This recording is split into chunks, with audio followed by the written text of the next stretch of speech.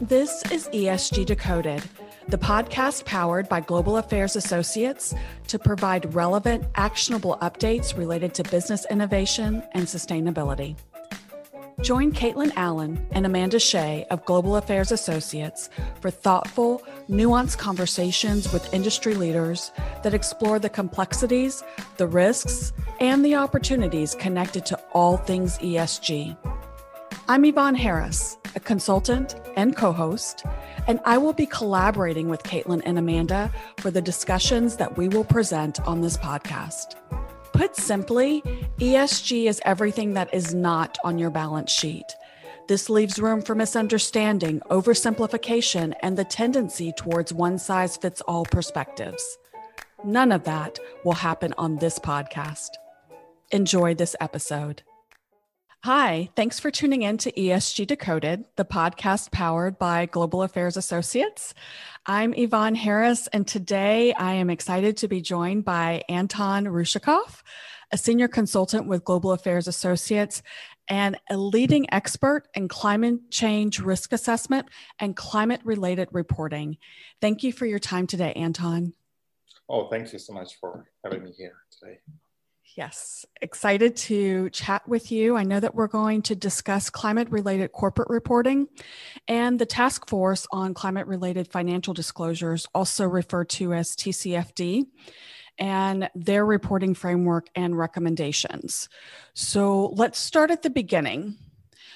What is the TCFD framework, and what kind of climate-related financial disclosures does it recommend? TCFD is Task Force for Climate-Related Financial Disclosures. The task force was launched back in 2015 at the Paris conference, that very Paris conference that brought together almost 200 countries that managed to agree on the goal to reduce our greenhouse gas emissions so we can stay within 2 degrees centigrade temperature increase, with aspiration for 1.5. So TCFD really recommends companies to look at 4 core areas. One is governance. So how actually the governance structure is organized that climate risks are taken into account when investment decisions are made. Whether or not the board has some oversight over these issues. How actually climate-related information informs executive management when they decide, what the strategy should be for the company. So that's one area. Second area is strategy. So actually, what tools does company use to assess climate-related risks? How they then manage these risks and how they incorporate these risks in their strategy. Third area really is about risk management. So what are the tools within the risk management system that the companies have that they use to manage climate-related risks? And finally, the fourth core area is actually metrics and targets. It's basically about what kind of data companies are using to actually measure, to assess where they are in the process, that they can actually assess the risks and they can manage the risks. And what are the targets? Because in the end, it's all about us making sure that we can all kind of move into this low carbon, economy, so we can reduce our carbon footprint. And this way we can, of course, stay within what we call our carbon budget to ensure that we can stay within, below 2 degrees centigrade temperature increase. So to recap just a part of that, Anton, the 4 core areas of the TCFD framework are governance, strategy, risk management, and metrics, targets, data. That's correct. Yeah, exactly. So why are companies now being asked to disclose climate-related information, and what are the drivers behind these disclosures?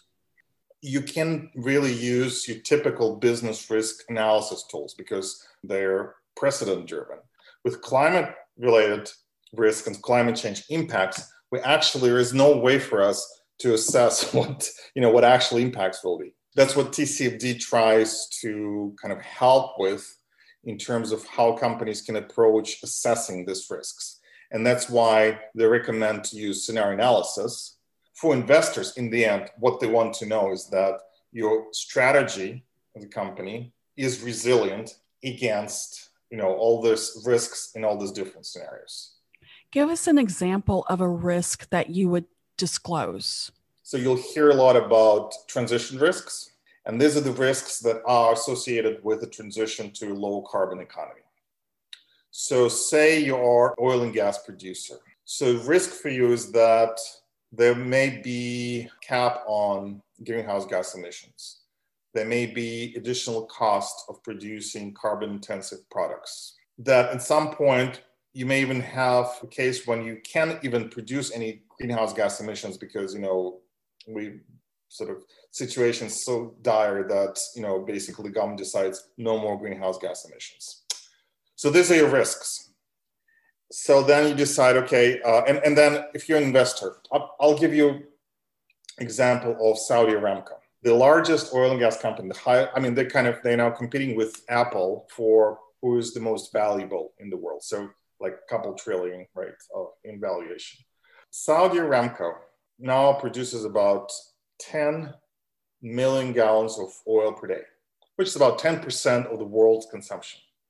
At this rate, they still have enough reserves to produce for the next 70 years. So you're an investor and you're thinking, okay, so the value that this company has actually in the product that they produce, which is oil. And oil today is probably more valuable because we know that, as we move along, we'll have to reduce our oil consumption because we need to reduce greenhouse gas emissions. And there is embedded carbon in this product, in what they produce. And then you think, okay, so this is my 401k. So I want my 401k to be bigger in 30 years than it's now. And then when you look at ExxonMobil, which was the most valuable company just 12 years ago with $500 billion in capitalization. Now they less than, I think, 200 billion. So then the question for you as an investor, now, 2 years ago, Saudi Aramco had their IPO. It was not like real IPO, but nevertheless. So you consider investing. So how do you decide, based on what you know about, where the world is going, what we need to do about greenhouse gas emissions, whether or not your retirement investment should be there, or maybe you should go somewhere else. So TCFD, going back to TCFD, is really about assessing the risks, future risks of all these companies and their valuations. Because again, what we don't know may impact in the future how we value assets, right? And that's why actually TCFD is about financial, impacts on companies. It's not environmental sort of piece. It's really about financial aspect. And again, because we don't know, because it's so far away, because there's so many different elements to this, and we also, to use terminology that's being used in the US Army, is that they talk about climate change as a risk multiplier. Mm-hmm. So it's not exactly that. So you already have some risks embedded in the system, but climate change is going to it may set a chain reaction. And when we, for example, Federal Reserve, their main concern is high leverage in the corporate sector. So what they say is that you don't really need a big trigger, but given all the leverage which is there already, even a little bit, can trigger a chain reaction that will cause major, what they call repricing of assets. And basically, when you have repricing, it's probably going to go down. And then the reason central banks are so concerned is because they are lenders of last resort. So actually, they really want to know in advance, how much of a bill they have to basically, to pay for if something like that happens. Anton, let's build on this a little bit more. As you know, on the risk coin, on the other side of that coin is also an opportunity. Absolutely. So the potential solution or the countermeasure to the risk. And TCFD also recommends disclosing those opportunities as well. So even picking up on some of the examples that you shared with risks, what would be an example of an opportunity disclosure? Well, TCFD provides actually 5 opportunity areas, and they have to do with better use of resources, using renewable sources of energy. It is also about market opportunities because, if you can develop low carbon products or carbon neutral products, it's an opportunity. And they also talk about resiliency. So investing in resiliency of your business, whether it's physical resilience or organizational financial resilience. So these are all opportunities. And in fact, companies now, especially in energy sector, obviously, they talk about net zero emissions. And actually, it's an opportunity because once you find a solution, you can turn it into business. In some cases, of course, there are constraints, for example, with carbon management, because we still don't have price on carbon. So we don't really have a real market for carbon. But when you think about this, once we have price, then all the projects that help to utilize and maybe store or use carbon in some way actually become a business opportunity. So yeah, so that's really important part of it. So, and we always like to say that where is challenge, there is an opportunity. And really, it is about a transition from high carbon world to low carbon world to net zero carbon world.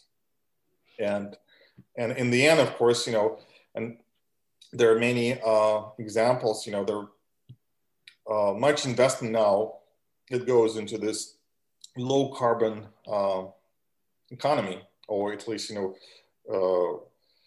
something that can be part of this future low carbon economy. And to give a big example, ExxonMobil is investing billions of dollars in carbon capture and storage technologies, because they actually, what we know from analysis of how we can reach net zero is actually we do need to have these technologies in place, because if we want to be net zero, we're probably not going to have enough trees, to capture all CO2. So actually we have to do it kind of in an industrial way, and that's an opportunity. And then if on top of that you actually have market price for your product, which is carbon, well, of course, and you can make money, basically by capturing and storing carbon. That's an opportunity.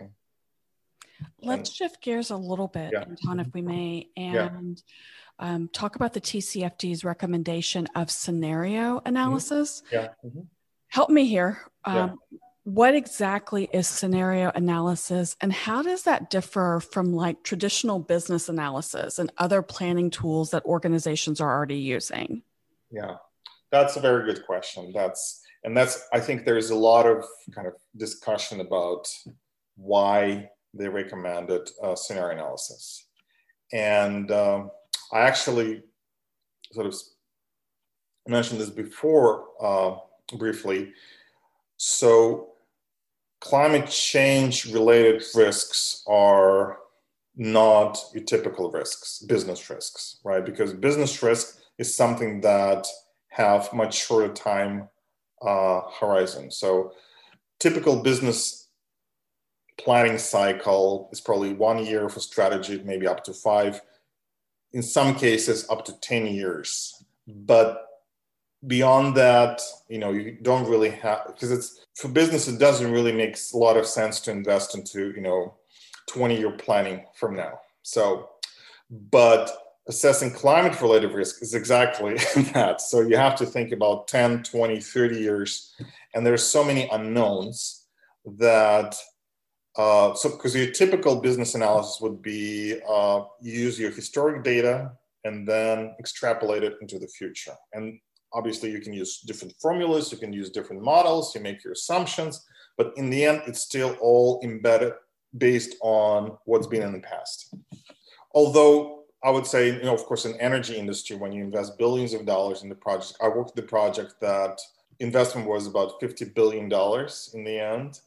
And this project will operate past probably 2050. And it's oil producing project. So actually companies do have, like oil companies, like Exxon and Shell, they do have to think like really, really long term. But it's not the case for many other industries where the cycle is much shorter. And so that's where you use scenario analysis as a tool of your kind of business risk assessment. And scenarios are really, they're not about predicting the future.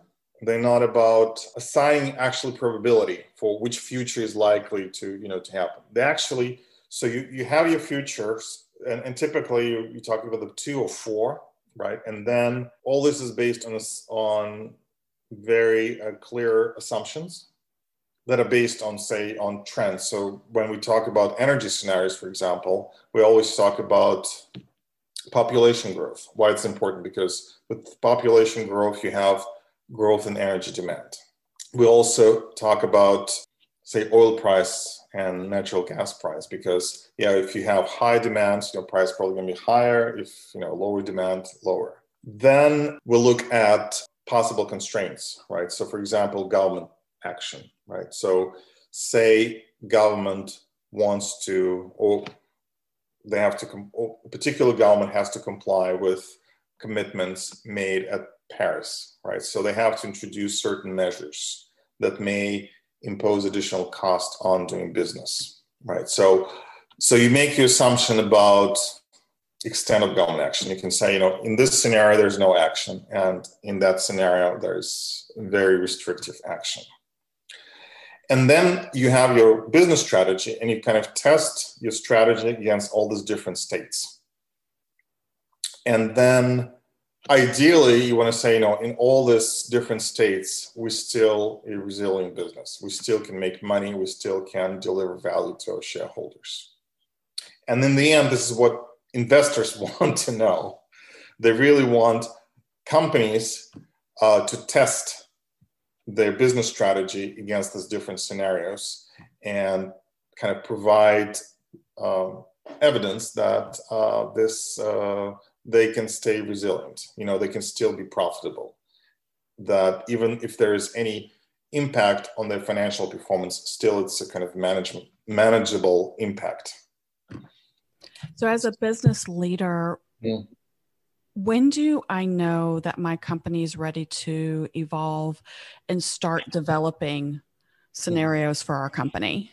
I would say this is very company specific. Because again, some companies are much more advanced in how they do their business risk analysis and analytics. Think about banks. They run very sophisticated models, and they can actually, apply some of so they can sort of bring climate-related risks into their existing models. But some companies don't have this, experience. And they can simply go and do, say, descriptive risk analysis. Just describe, just look at, and I teach a course in TCFD, and I give this example of JetBlue Airlines. The first TCFD report, I give it as an extremely good example of just descriptive analysis of risks. And what I've learned from that analysis is that, they fly a lot, of course, to the Caribbean, right? So where temperatures are rising and, Caribbeans are islands, so actually they have really short runaways, unlike in Phoenix or, They do, yes. Yeah. Mm-hmm. So with high temperatures, actually, they can't take as much load. So the takeoff load has to be lower.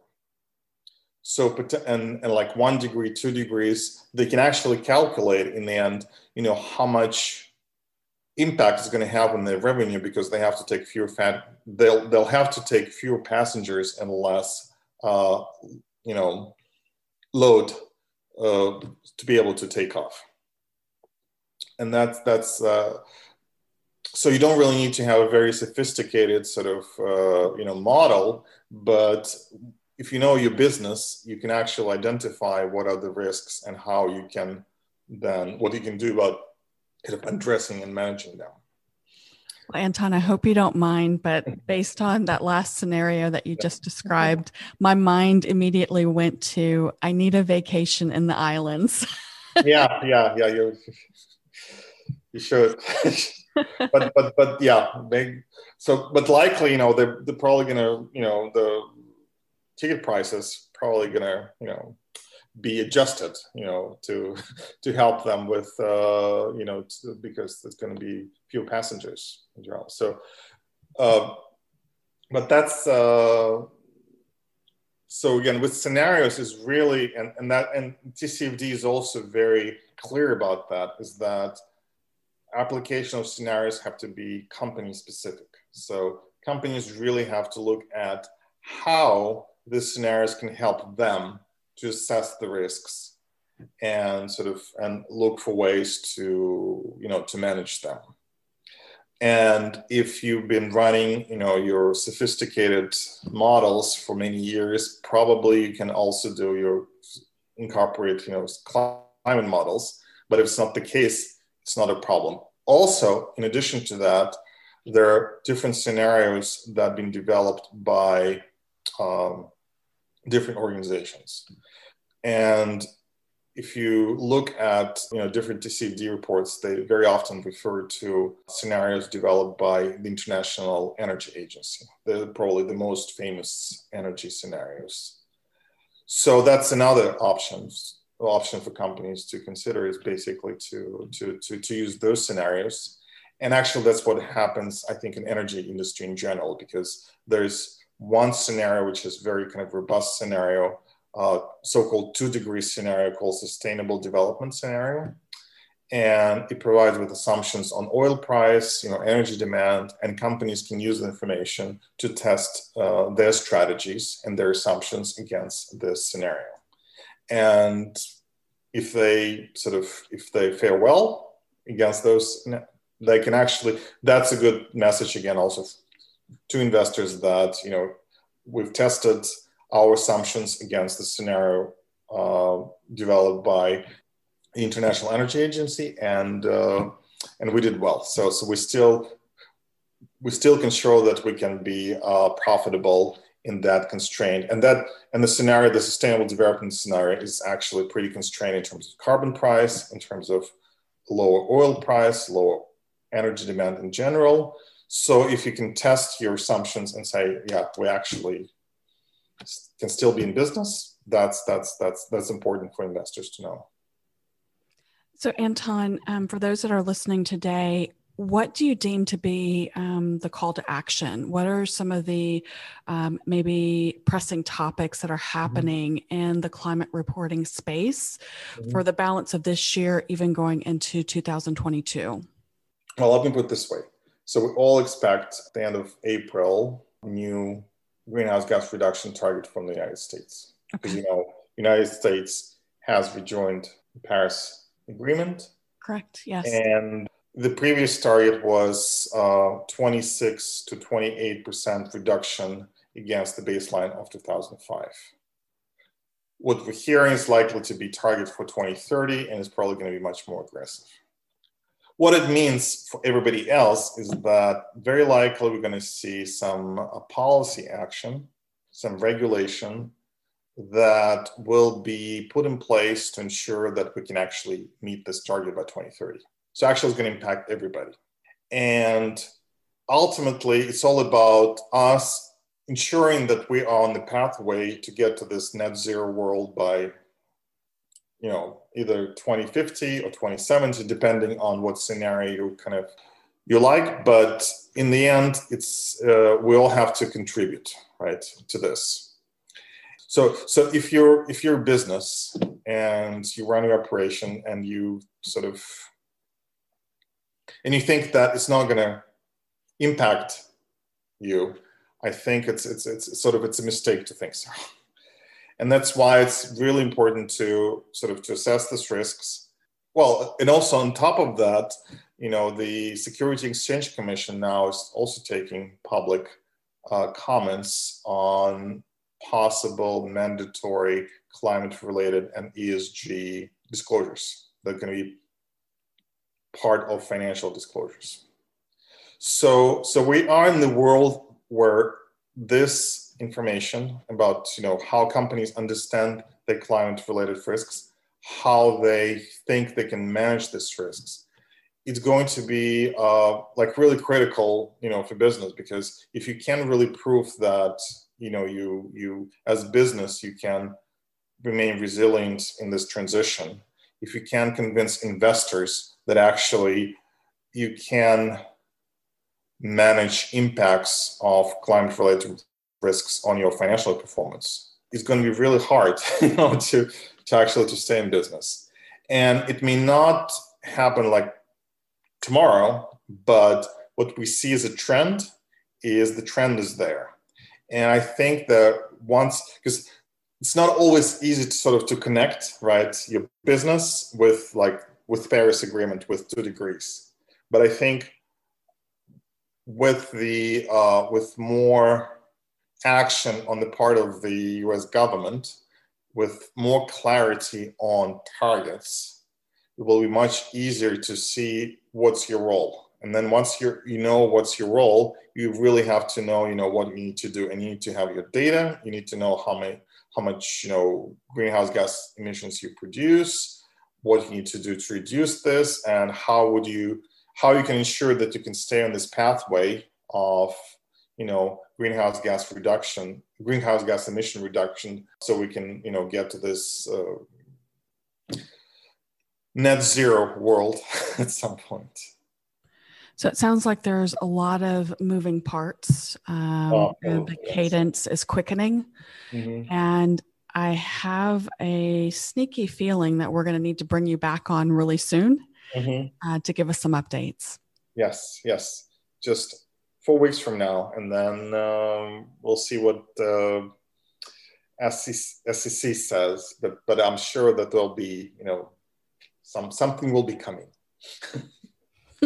Yes, we will await that thing that is coming. Well, Anton, thank you so much for all that you've shared today. I really appreciate the information. I know our listeners do as well. And also too, you just came back from a trip. So I'm glad I was able to get some time in with you. Tell us where you went. I was in St. Petersburg, Russia, actually visiting my mother.